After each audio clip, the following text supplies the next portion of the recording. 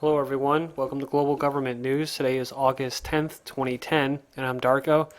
In this news bulletin, I'll be covering probably about 10 articles, but we'll begin with this one from the Register, and it's titled Google Verizon Offer Net Neutrality Proposal. And this is from August 9th, 2010. Google and Verizon have hammered out a joint proposal for the FCC and internet industry in hopes of ending the roiling network neutrality debate. And it says it won't. Crafting a compromise proposal has not been an easy process, and we have certainly had our differences along the way, wrote Google Director of Public Policy and Verizon Executive Vice President of Public Affairs. He said in a joint statement outlining the goals of the, quote, suggested legislative framework. I'm sure there's no politics involved in that. But it goes on and it says the two-page 7-point plan offers a bundle of carrots and sticks designed to allay fears of a multi-tiered internet in which some web content is more equal and more costly than others. It says to mollify those who object to a multi-tiered internet in which content providers can pay for preferred prioritized service. David said in talk note that the proposal includes a, quote, new non-discrimination principle that includes a presumption against prioritization of internet traffic, including paid prioritization. And finishing up on this article, it says all well and good to net neutrality supporters as other aspects of the plan that include a higher degree of service quality, transparency, and clarification of the FCC's enforcement powers, including the ability to impose a $2 million fine on, quote, bad actors. However, slipped in the tail end of the proposal suggested strictures against prioritization is an unexplained escape clause. Quote, prioritization of internet traffic would be presumed inconsistent with the non-discrimination standard, but the presumption could be rebutted or rebutted. But moving on to this next article, it's titled Germany Bans Blackberries and iPhones on Snooping Fears. This is from the same thing, Register, but it's from today, August 10th, 2010. The German government has advised ministers not to use BlackBerry and iPhone devices due to, quote, a dramatic increase of attacks against its networks. It says a general ban on the use of the smartphones in certain German ministries is also being considered. Federal Interior Ministry Thomas de Maizière confirmed to the country's Business Daily newspaper, the Handelsblatt, yesterday. He said the ministers and senior civil servants have been told instead to use the Simco 2 gadgets offered by T-Systems following advice from the German Federal Office for Information Security, BSI. Berlin expressed concern that the data from the BlackBerry smartphone passes through two research motion centers in the UK and Canada.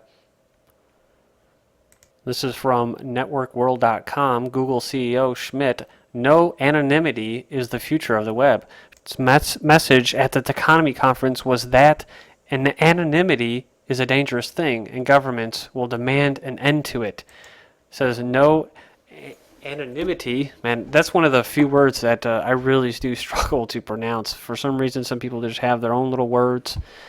They have problems pronouncing, but that's definitely one. No anonymity is the future of the web, in the opinion of Google CEO Eric Schmidt. He said many creepy things about privacy at the Techonomy Conference. He says the focus of the conference was how technology is changing and can change society. Schmidt's message was that anonymity is a dangerous thing and governments will demand an end to it. That's right. Give up your privacy and security. Give up your privacy for security. And in the end, you will be a slave still. And video interview with Julia Burstein, CNBC correspondent, Schmidt stated, privacy is incredibly important. And this is a quote. It says, privacy is not the same thing as anonymity. It's very important that Google and everyone else respects people's privacy. People have a right to privacy. It's natural. It's normal. It's the right way to do things. But if you're trying to commit a terrible, evil crime, it's not obvious that you should be able to do so with complete anonymity. There are no systems in our society which allow you to do that. Judges insist on unmasking who the perpetrator was, so absolute anonymity could lead to some very difficult decisions for our government and our society as a whole.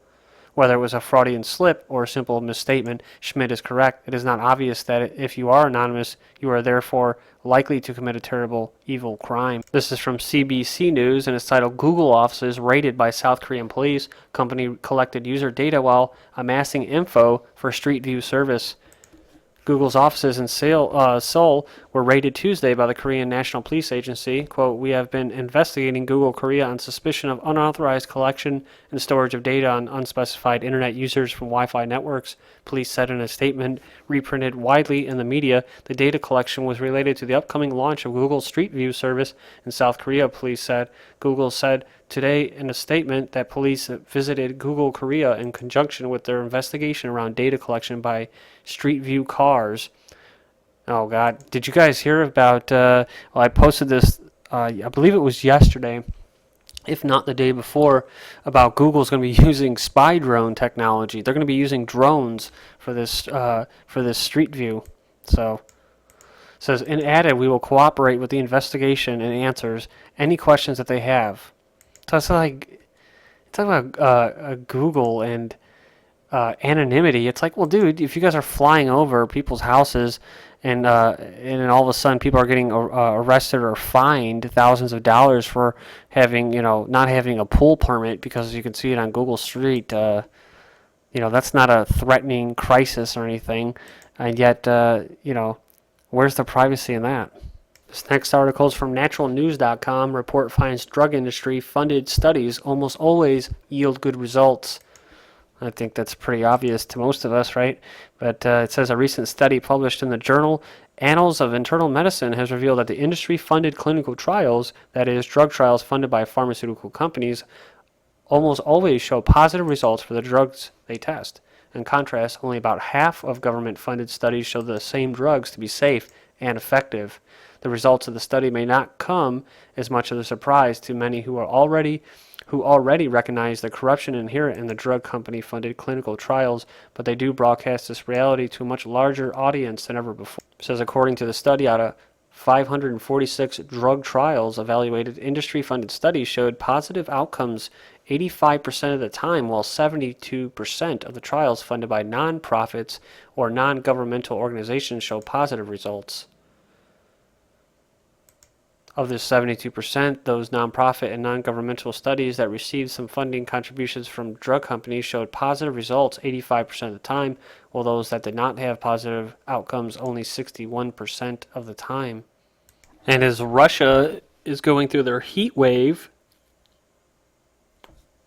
temperatures continue well below average in Southern California. This is from August 9, 2010. It hasn't been the coolest summer on the record, but it's been close. It says the average temperature in July was 79 degrees, 5 degrees below normal. The first 8 days of this month have also been 5 to 6 degrees below normal, weather experts said. And it says that could put Southern California on track for the near record low summer, but it's still too early to say. According to the weather experts, the LA area, in fact, has been below normal temperatures every month since April.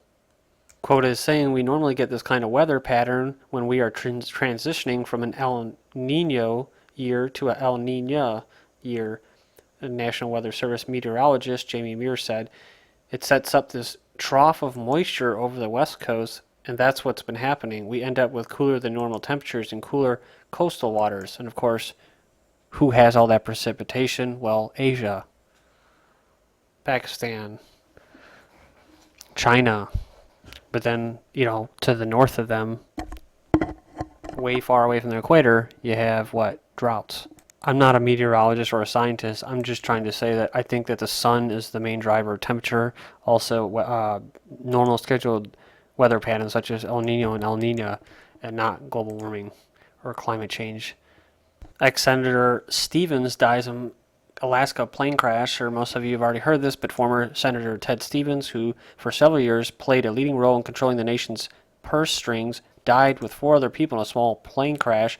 4 people survived Monday night's crash near Bristol Bay in southwest Alaska. Among them was Sean O'Keefe, North American chief of European aerospace giant and Airbus maker Eads, and a former NASA administrator who was former aide and longtime friend of Stevens. And it goes on to say that he was under a lot of investigations and that. It says Alaska has the most licensed pilots per capita and the most air miles flown by citizens in the U.S. Stevens himself survived a 1978 Learjet crash in Anchorage that killed 5 people, including his wife, Anne. And this was something that you guys also probably have heard. Matt Simmons has died. Prominent oil investor Matt Simmons died of a heart attack last night at his home. He was real critical of the BP disaster. In U.S., Russia, Canada simulate a 9/11 type event. Thank you.